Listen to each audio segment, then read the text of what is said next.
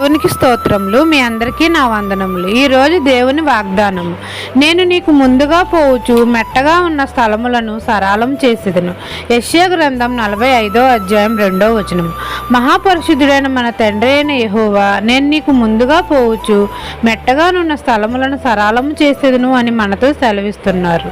తండ్రి మన నీతిని బట్టి మన మార్గములను సరళం చేస్తున్నాడు. మన దేవుడైన యెహోవా మన కొరకు వెలుగును సృజించినాడు. మన అందరి కొరకు సమాధానకర్తను కలగజేసినాడు. మనం అందరము యథార్థంగా ప్రవర్తించిన ఎడల తండ్రి మన కుడి చేతిని పట్టుకుని ఉన్నాడు. మన ఎదుట ద్వారములు వేయబడకుండా తలుపులు తెరుస్తాడు.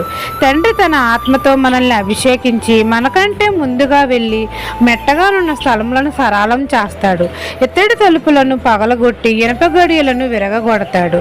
మార్గంలో కాపాడుటకు తన దూతలకు ఆజ్ఞాపిస్తాడు. రాయైన తగలకుండా మనల్ని ఎత్తిపట్టుకుంటాడు. మన మార్గంలను సరళం చేసి ఇరుకులో విశాలతను కలగజేస్తాడు. మన సరిహద్దులలో సమాధానం కలగజేస్తాడు. ఈ దిన వాగ్దానం మీ నా జీవితాల్లో నెరవేరాలని కోరుకుంటూ దేవుని సువార్త పరిచర్యలో మీ సహోదరి. ఆమెన్.